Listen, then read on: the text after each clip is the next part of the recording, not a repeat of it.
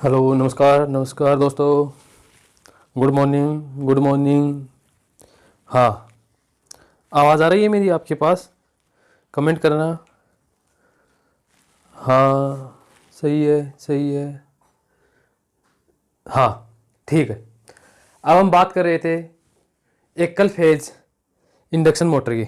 ठीक है, एकल फेज इंडक्शन मोटर की बात कर रहे थे हमने, कल की क्लास में देख लिया था स्प्लिट फेज इंडक्शन मोटर। आज हम बात कर रहे हैं कैपेसिटर मोटर।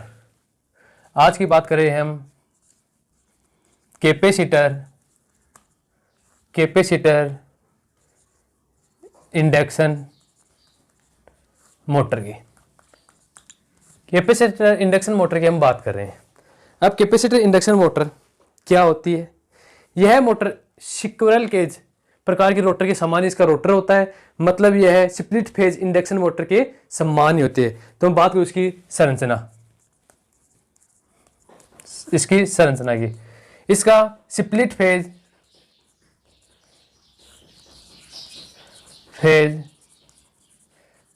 इंडक्शन मोटर के समान। ठीक है, इसकी संरचना स्प्लिट फेज इंडक्शन मोटर के समान ही होती है।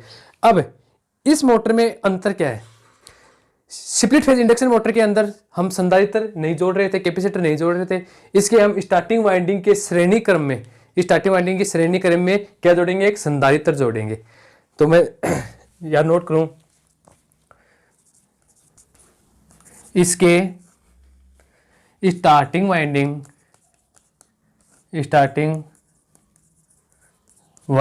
के श्रेणी क्रम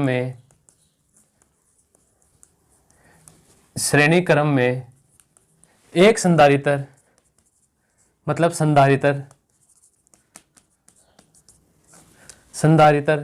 जोड़ते हैं। संधारित्र किसके श्रेणी क्रम में जुड़ता है? स्टार्टिंग वाइंडिंग के श्रेणी क्रम में जुड़ता है। किसमें जुड़ेगा? स्टार्टिंग वाइंडिंग के श्रेणी क्रम में। अब ये स्टार्टिंग वाइंडिंग के श्रेणी क्रम में जोड़ने पर इसका टॉर्क होगा, वो कैसा होगा? उच्च होगा। ठीक है, अब बात करता हूं कैपेसिटर इंडक्शन मोटर तीन प्रकार की होती हैं। कौन कौन सी होती हैं? एक होती है स्टार्ट कैपेसिटर मोटर, मतलब कैपेसिटर स्टार्ट मोटर। एक होती है स्थायी कैपेसिटर मोटर। एक होती है स्थायी कैपेसिटर मोटर। एक होती है कैपेसिटर स्टार्ट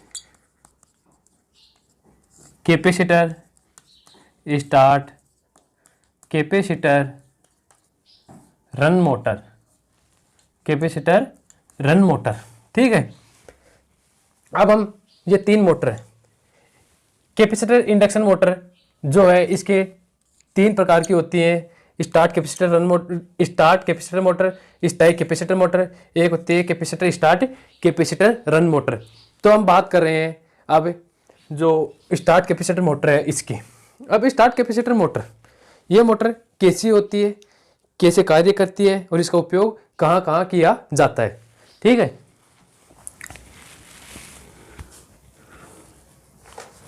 अब बात कर रहे हैं एक नंबर ए। कौन सी आएगी इसमें? Capacitor start motor. अब कैपेसिटर स्टार्ट मोटर की हम संरचना देखें, इसकी क्या देखें हम? संरचना देखें तो कैसी होती है? मैं यहाँ डायग्राम बनाऊँ एक, कि मतलब ये इसका रोटर है। इसका रोटर कैसा होगा? स्क्विरल केज प्रकार की मोटर का, मतलब स्प्लिट फेज प्रकार की मोटर। तो इसका रोटर मतलब घूमने वाला भाग, वो कैसा होगा?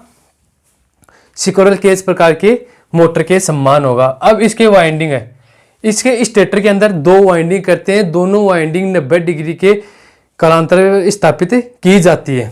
ठीक है, ये है इसकी स्टार्टिंग वाइंडिंग के श्रेणी क्रम में एक तो संधारित्र जोड़ेंगे और एक क्या जुड़ेगा? सेंट्रीफ्यूगल सूच जुड़ेगा। ये क्या जुड़ेगा? सेंट्रीफ्यूगल सूच जुड़ेगा।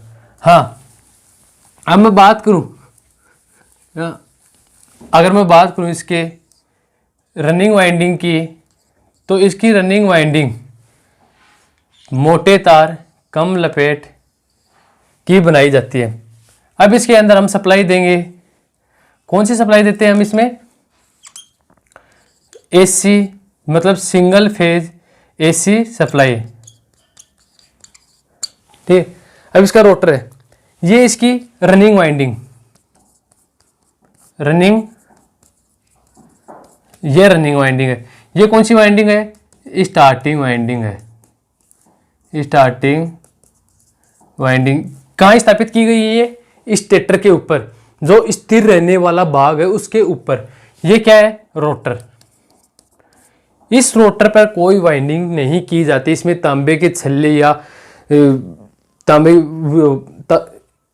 कॉपर वायर की वाइंडिंग करके शॉर्ट सर्किट किया जाता है। इसमें सप्लाई नहीं दी जाती। यह है संधारित्र, यह है संधारित्र, यह है सेंट्रीफ्यूगल स्विच।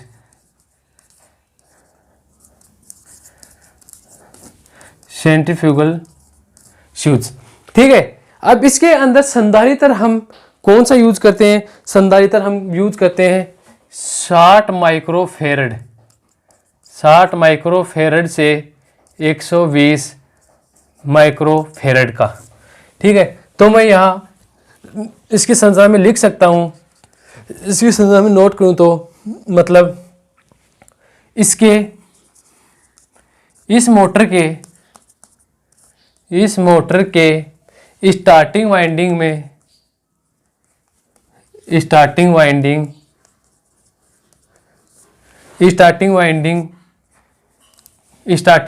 के श्रेणी क्रम में 60 माइक्रोफेरड से 120 माइक्रोफेरड तक का संधारित्र, बोले तो कैपेसिटर, संधारित्र जोड़ा जाता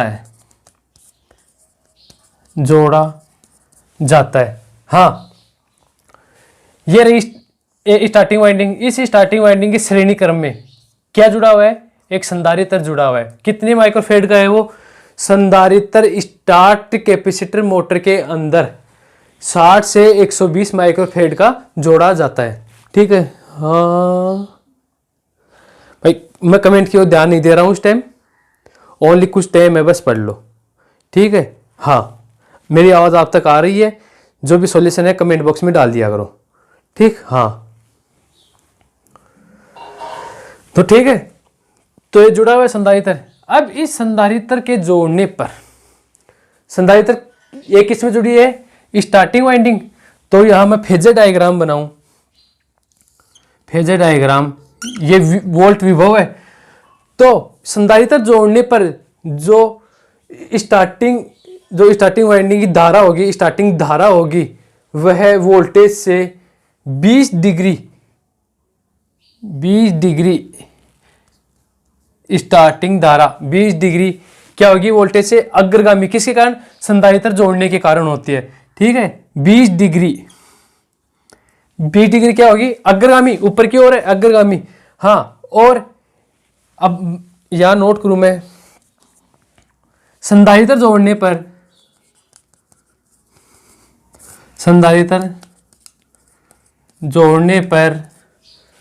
स्टार्टिंग धारा विभव से 20 डिग्री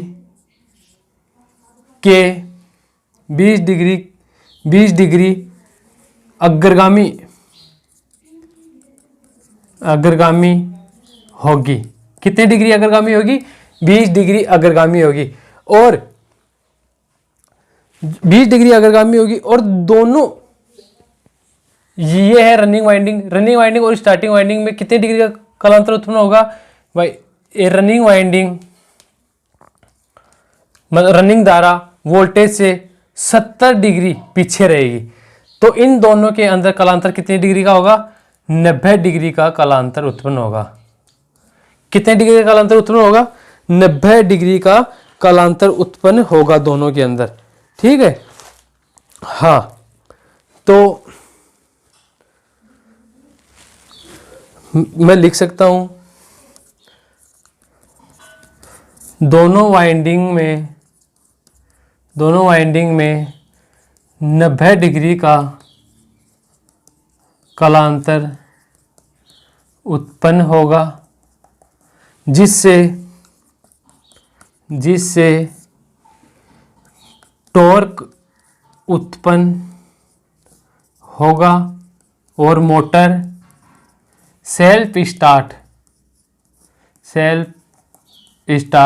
होगी। मोटर क्या होगी? सेल्फ स्टार्ट हो जाएगी। ठीक है, हाँ, कि 90 डिग्री कालांतर उत्पन्न होने के कारण इसमें जो चुंबकीय क्षेत्र उत्पन्न होता है वह घूमने वाला चुंबकीय क्षेत्र उत्पन्न होगा, जिससे टॉर्क उत्पन्न होता है और मोटर स्वतः स्टार्ट हो जाती है। अब मैं बात करूं तो मैं बात करता हूं कि इस मोटर का स्टार्टिंग टॉर्क लगभग रनिंग टॉर्क का 3 से 4 गुना होता है। मतलब इस मोटर का स्टार्टिंग टॉर्क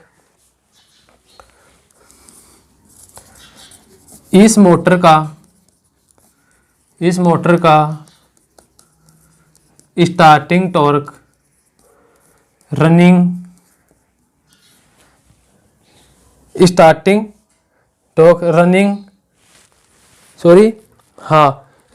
टॉर्क का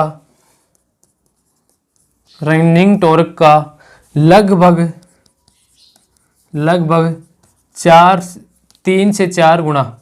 3 से 4 गुना होगा। ठीक है, लगभग 3 से 4 या 4.5 बोल सकते हैं इसे हम। तो अब इस मोटर को जो सेंट्रीफ्यूगल स्विच है, सेंट्रीफ्यूगल स्विच 75% घूर्णन गति घूमने पर स्वतः बंद हो जाएगा, स्वतः बंद होगा, जिसे मोटर एकली रनिंग वाइंडिंग के ऊपर घूमती नजर आएगी। घूमती नजर क्या आएगी? घूमती रहेगी। तो इसलिए यह मोटे तार की बनाई जाती है, मोटे तार होने का प्रतिरोध कम होगा और इसका प्रतिघात उच्च होगा, मतलब अधिक होगा। और स्टार्टिंग वाइंडिंग का पतले तार के बनाने के कारण प्रतिरोध उच्च अधिक होगा और प्रतिघात कम होगा। ठीक है, हाँ। अब इस मोटर का उपयोग कहां किया जाता है? इस मोटर का उपयोग की बात करें हम,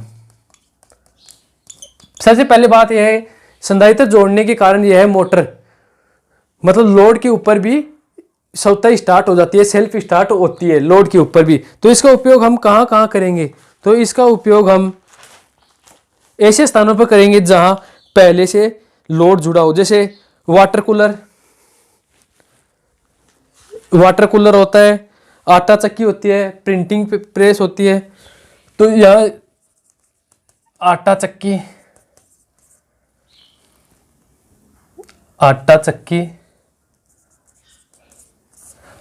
में करते हैं। 2 नंबर प्रिंटिंग प्रेस में करते हैं। 3 नंबर हम वाटर कूलर